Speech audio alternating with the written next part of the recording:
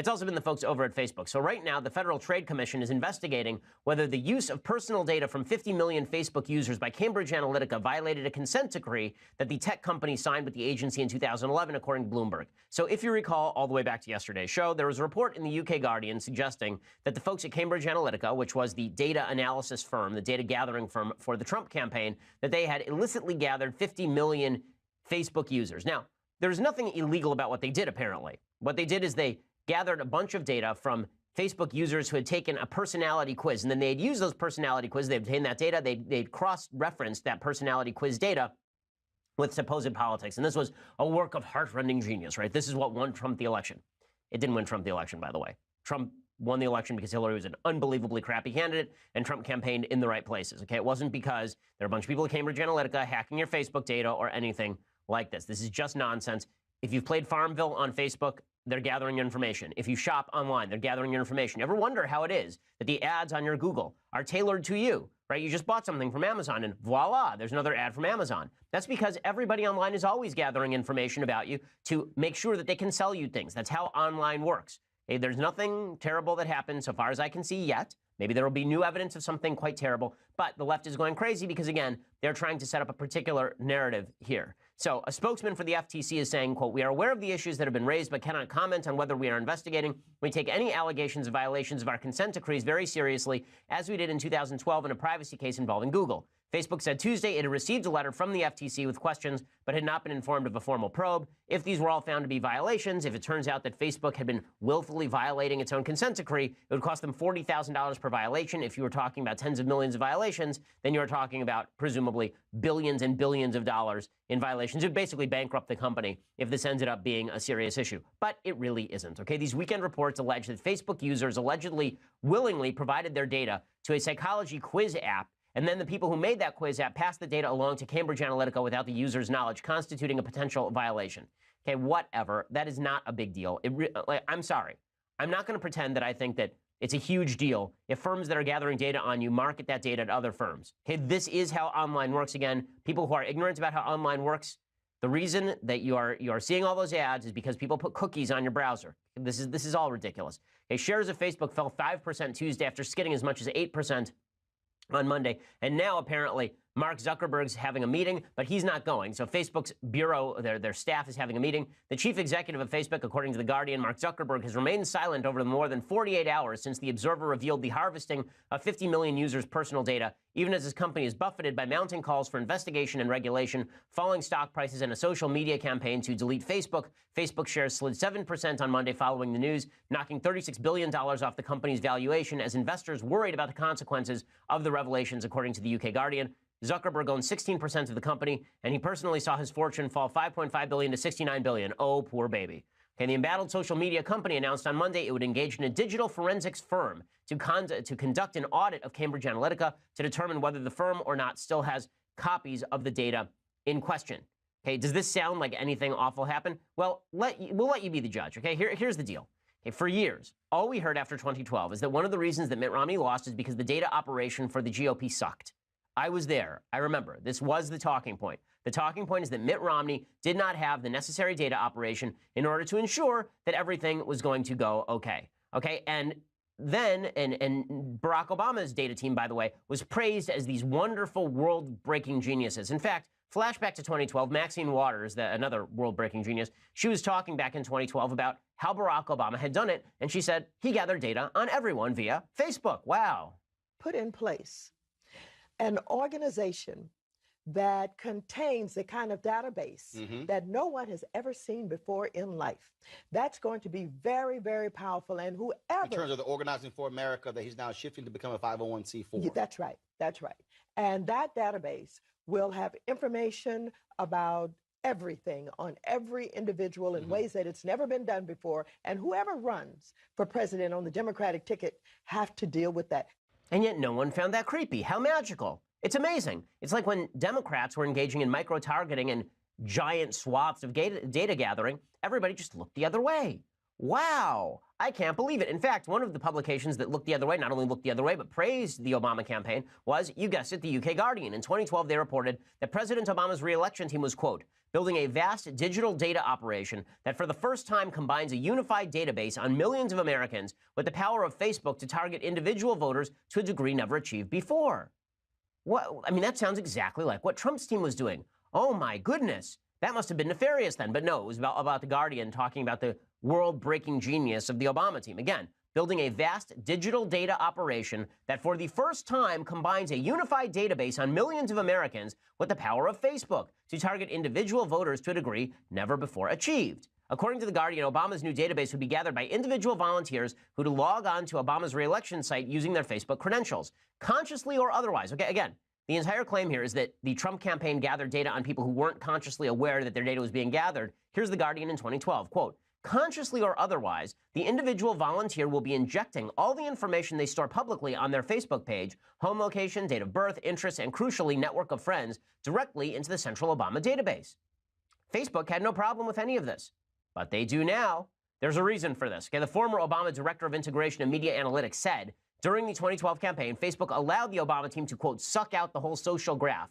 Facebook, quote, was surprised we were able to suck out the whole social graph, but they didn't stop us once they realized that that was what we were doing. And then this woman added, quote, they came to the office in the days following the election, recruiting, and were very candid. They allowed us to do things they wouldn't have allowed someone else to do because they were on our side.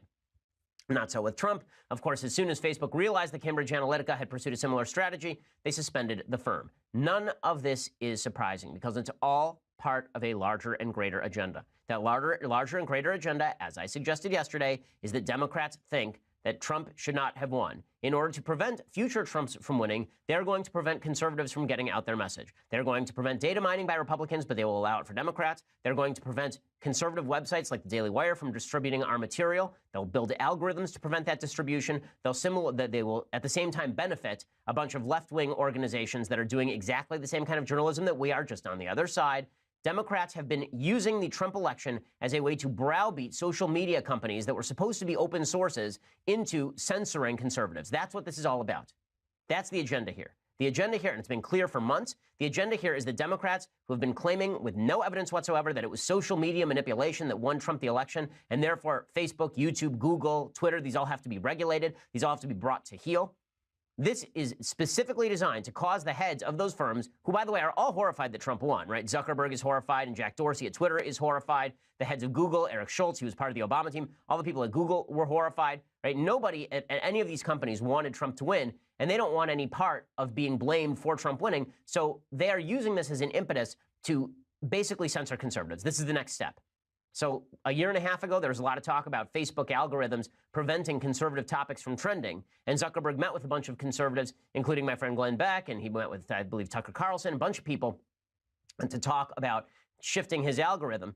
And according to Wired, that was all an attempt to sort of buy off the press, prevent conservatives from whining about it too much. Well, now they don't care whether conservatives whine about it. They've just decided they're going to cater to Democrats by essentially shutting down all of these mechanisms for conservatives.